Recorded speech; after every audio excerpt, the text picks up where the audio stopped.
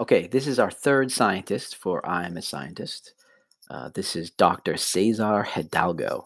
He's a family man and a selfie lover who believes we can use data to build better communities. He loves electronic music, he loves travel, family time, he loves video games, he loves funny movies. He wants to know, how do systems learn? How can we communicate data and information to create better societies? He studies network science. Network science uses data and methods from many different fields to explore the characteristics of complex systems like the human brain, the economy, or biological communities. Dr. Hidalgo uses many different scientific tools to study real world problems. He uses computers and lots of data, travels and works with people all around the world, and spends a lot of time giving talks and writing.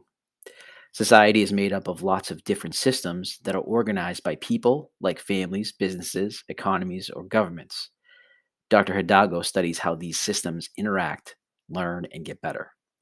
The goal of his work is to solve real world problems by studying patterns in everyday life.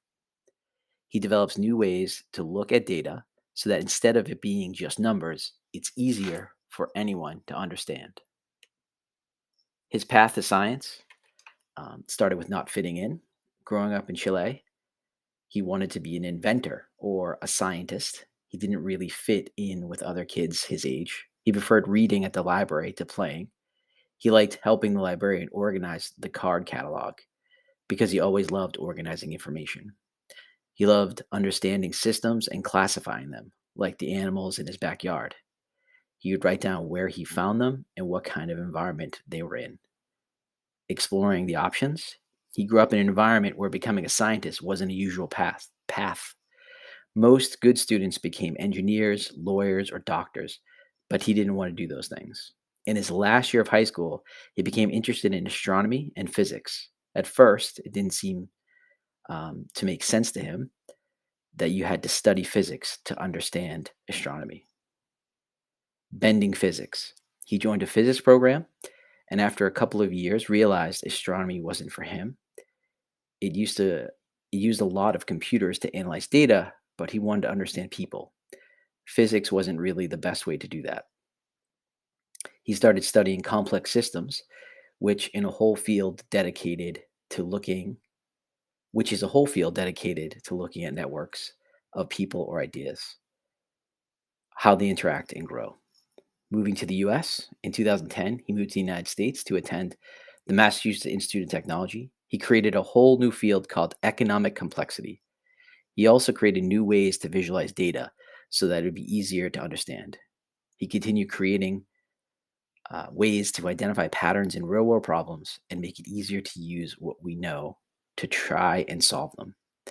Getting rid of stereotypes, he started writing books, giving talks, traveling the world, meeting with global leaders, and using science to help shape better policies. He realized the importance of communicating what he was doing to leaders and the public because it was something that impacted everyone. He continues to push boundaries around what the job of a scientist can be. His advice: people matter more than place. Success doesn't have to come from big name schools or programs. A lot of times that the people you work with make the biggest impact. Look for places where the people support each other and are leaders who are working on questions that are most interesting to you, wherever that might be. Focusing on what connects you to others. We can sometimes let our differences get between us. At the end of the day, we all have a lot in common. You can sometimes get further by focusing on points of connection so that we don't define ourselves by our differences. Science can help us make better decisions. Science gives us data and models that allow us to decide between options. That's really important to a lot of different topics. So you can learn the tools as a scientist and then take those tools and apply them to lots of different things in society. And his last quote is, science can help you achieve an agreement or consensus between people. Okay. So if we look at Dr. Hidalgo here, does he match up with our vision of what a scientist looks like? Is he another person that we can think of as breaking the mold of what a scientist looks like?